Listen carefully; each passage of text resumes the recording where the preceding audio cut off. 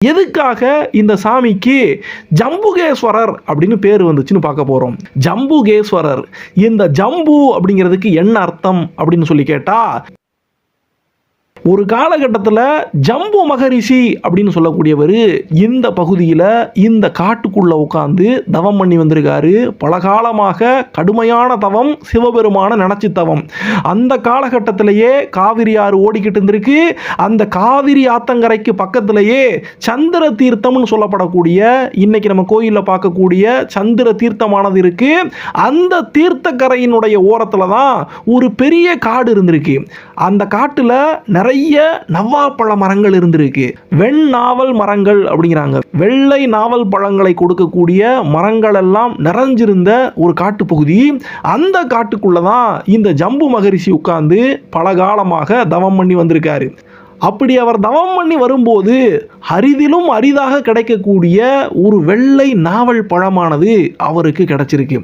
இந்த நாவல் பழமானது அவருடைய தவத்தின் வலிமையால் கிடைச்சிச்சு, அவர் ஒரு யாகம் பண்ணதுனால கிடைச்சிச்சு, இல்லைன்னா இயற்கையாகவே அவருக்கு கிடைச்சிச்சு அப்படின்னு நிறைய கருத்துக்கள் சொல்லப்படுது.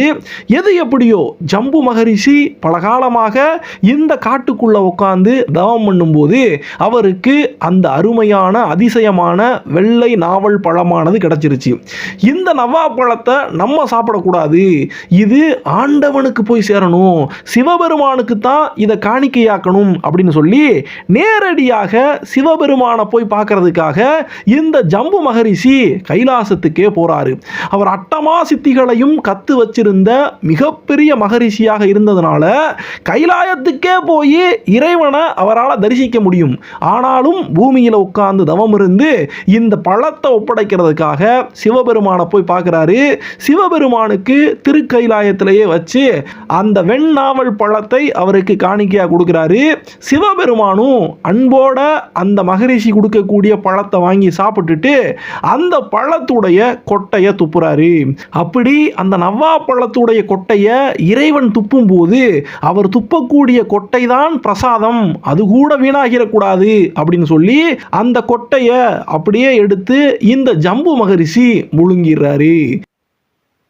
அப்படி முழுங்கி முடிச்சதுக்கு அப்புறமா சிவபெருமான், இவ்வளவு தூரம் வந்து எனக்காக இந்த வெள்ளை நாவல் பழத்தை படைச்சிருக்க, உனக்கு என்ன வர வேணும் அப்படின்னு அந்த மகரிஷி கிட்ட கேட்குறாரு.